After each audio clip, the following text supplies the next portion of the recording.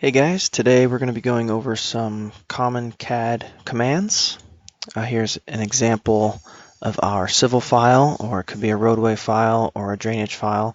Whatever you're designing in, the line work that you design will go in this file. You can see there's a number of lines, polylines, blocks, hatches, a number of things that we design with. There's some arcs that could be made into polylines, a number of things. So this is kind of the finished product, and let's get into the commands. So lines and polylines are the majority of what we use to define what we're designing. So if I click line, type line, usually it's just L for a shortcut. You can just click away and draw your lines as you see fit. You can see as I select them, they are individual.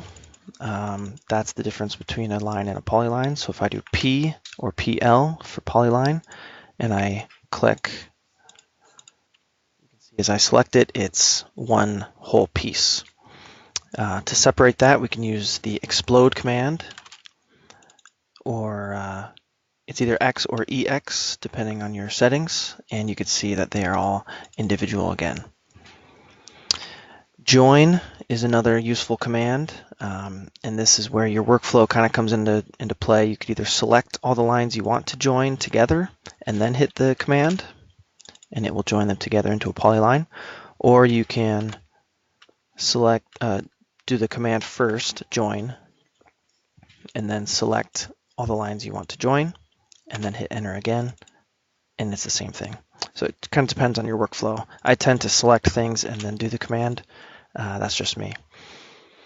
Another useful hint is the spacebar and the enter button are the same as you're typing in your commands, and then sometimes it's a lot easier just to hit the spacebar with your thumb. Makes it go a little faster. Moving down the line, arc, A-R-C. I'm going to click, and you can see I can move my arc around and click again, and there it is. Also, you can see these grips. Depending on what grip you're choosing, you can move your line around or move the entire piece around. The midpoint of a line moves it around as well as a polyline. And you can see that as it's connected, it moves together. Another thing with these polylines, you can see the difference in the midpoint is a square versus a line here. You can hover over the line, or the line icon, the midpoint of a polyline, and it has options here. You could stretch it, which is what I was doing. You could add a vertex here, just like that. Hover over the midpoint, and you can convert this piece, this segment, to an arc individually. And it's still a polyline, as you see there. So arcs are usually polylines. I tend to use polylines the most. Another useful piece of the polyline command, as you're clicking away in the status bar here, you can start clicking as a line or an arc. So if I hit A right now, it will let me draw an arc, multiple arcs, and then if I hit L, you can see line down here. I can continue on as line. So I don't have to break up and draw individual pieces and then join back together. Move is a useful command. Again, I select and then M, or you could type the whole word move. Sometimes it's M-O. Just check your settings. Click a base point and then click where you want it to go.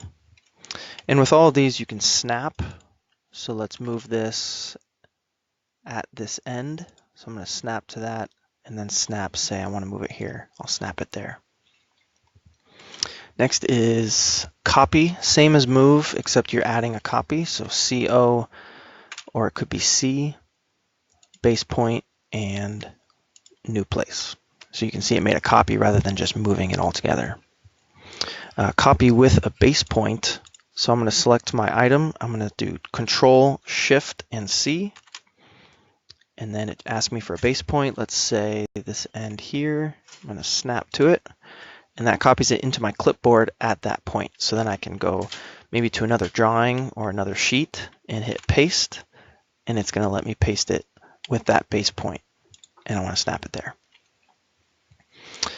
Let's see, offset is next. Offset copies parallel at a certain distance. So let's select let's just get a line here.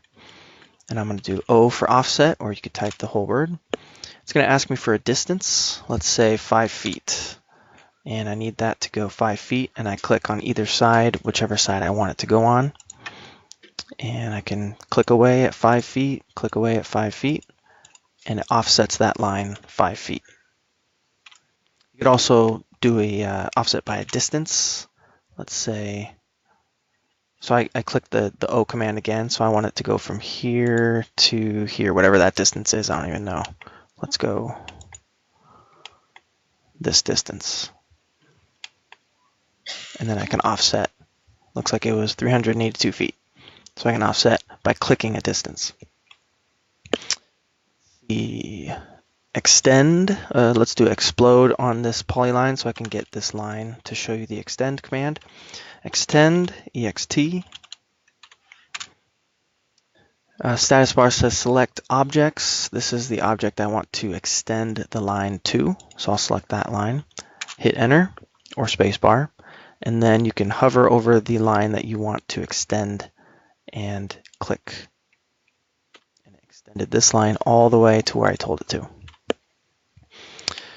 Moving on with that, there's a fillet command. This will, it's similar to the trim command, which I'll show you as well.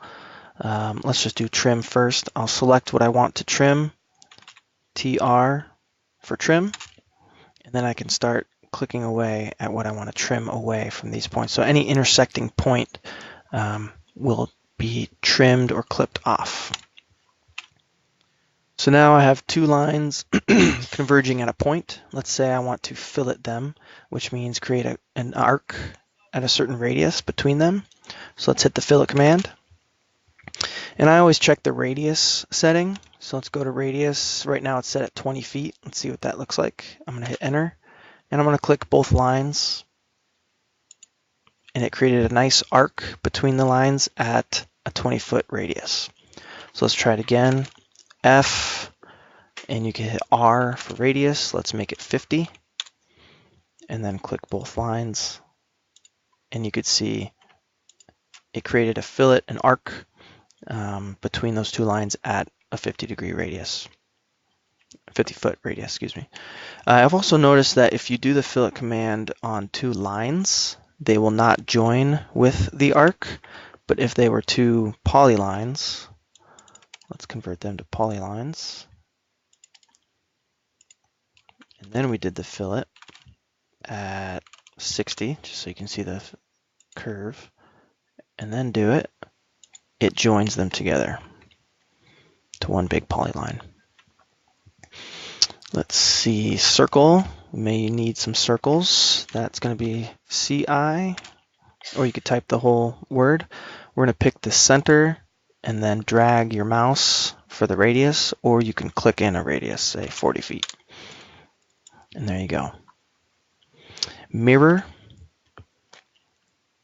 I don't use a whole lot, but mirror allows you to mirror in a set of lines or polylines or any object you select along a straight line. So you select what you want to mirror, you hit the command. It says specify the first point of the mirror line and the second point of the mirror line there. And then it'll ask you to erase the original, yes or no. And there you go, it mirrored along the line that we told it to. Sometimes I will draw a line and then do the command so that I know which line I'm rotating on. It just depends on what the project is. And lastly, scale. So let's say we have this line and we want to scale it. So I'm going to do a C for scale. Let's pick a base point. And then it will scale it based on what we say. So let's say I want it twice as big. So I'll type in 2. And there it goes, twice as big. I'll show it on a circle. Scale it in the base point. Let's get the center of it. There's our base point, and I want it half as big, so 0.5. and it makes it half as big. There you go.